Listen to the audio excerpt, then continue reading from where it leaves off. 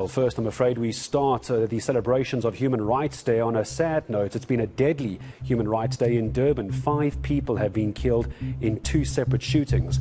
First of all, in Springfield Park, 2 people believed to be a drug lord and his wife were killed in a drive-by shooting. An injured 9-year-old was rushed to hospital, but has sadly also passed away. The date is March 21st, 2023.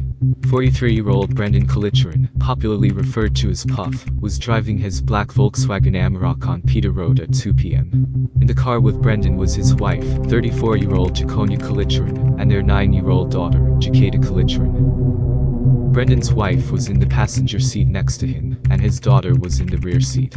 The family of 3 was leaving Springfield Park, a major industrial neighborhood, which was an hour's drive from the Durban CBD.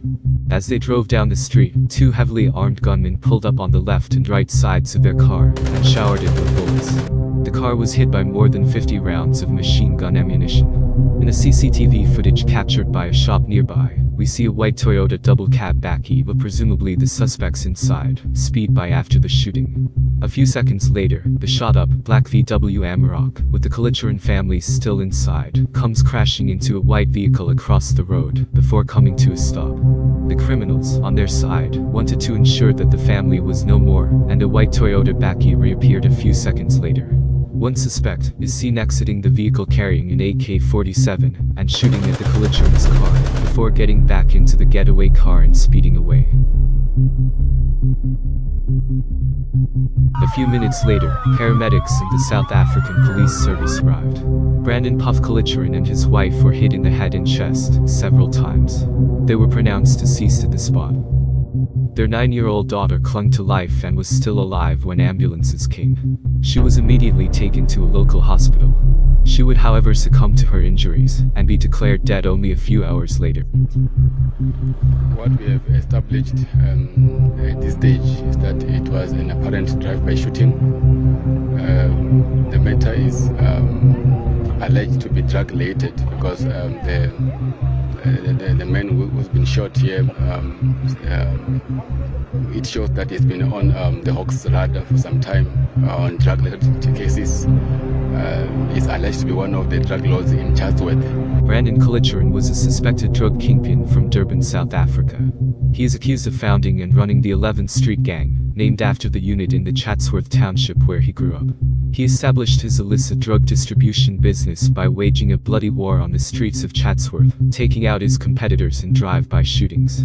According to locals, the primary success element of Brandon's vast multi-million rand drug operation was building relationships with street gangs across Durban, particularly the violent cartel gang. Brandon's wife, Jaconia Kalitcharan, who embraced the gangster lifestyle and was also known for her extravagant taste in clothes and jewelry, was often at his side. Brandon lived a fast and flamboyant life. He owned many high-performance cars worth millions of rands, had extravagant parties, and dressed only in the finest outfits. Brandon Kalitcharan's entry into the violent world of gangs and narcotics began in the early 2000s when he quit his job at a clothing factory. He then went to work alongside Calvin Naidu, who owned clothing stores in the townships of Chatsworth and Phoenix. According to the police, these legitimate businesses were really fronts for a lucrative drug-dealing operation. Naidu and his bodyguard were killed in a drive-by shooting carried out by the Dre Boys gang in 2008. Duncan Arumugam, owner of the Dre Boys taxi fleet, and 2 other members of the Dre Boys gang, were convicted of the murders and sentenced to life in prison. During the trial, it emerged that Naidu's killing was motivated by revenge. In 2005, Duncan Arumugam's 5-year-old son was killed in a drive-by shooting. Duncan's brother, Gerald Arumugam, was also murdered in a separate shooting in June 2008. During this period, Kalitcharan took over the Chatsworth criminal underworld. He left the clothes company and founded a nightclub from where he planned his expansion. However, the Dre Boys gang stood in his way. This resulted in a brutal gang war in which many individuals were gunned down in drive-by shootings between 2008 and 2011. After consolidating his power in Chatsworth, Kalitcharan turned his business into a drug wholesale operation, selling massive amounts of heroin to street gangs across Durban. Every day, the cheap heroin-based drug, known as sugars, brought in tens of thousands of rands. Kalitcharan's social media was going viral. He would frequently post videos on Facebook, showing his glamorous lifestyle, complete with cars, money, and guns.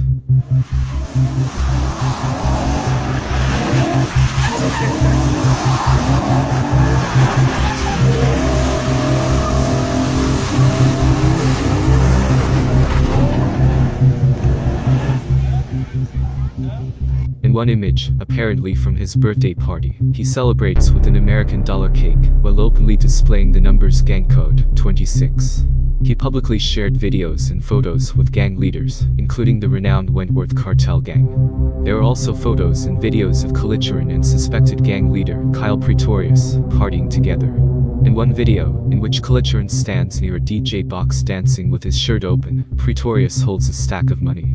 As his empire grew, and the bodies piled up, the anti-gang unit and the organized crime unit began to close in on Kalicharan around 2020. In the month of January 2021, Kalicharan's residence on Train Street was raided by a multidisciplinary police task team.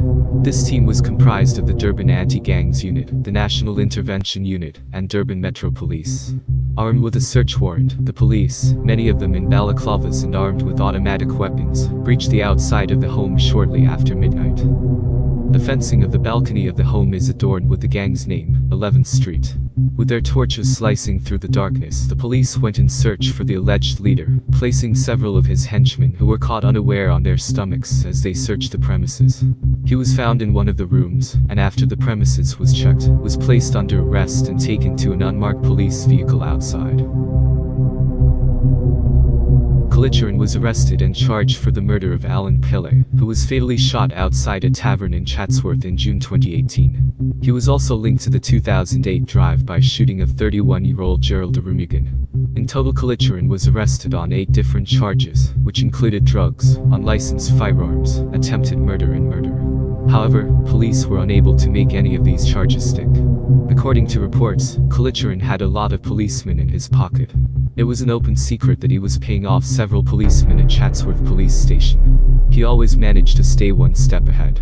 Police have since launched an investigation into Kalicharan's assassination. His enemies were many, and there is a long list of suspects.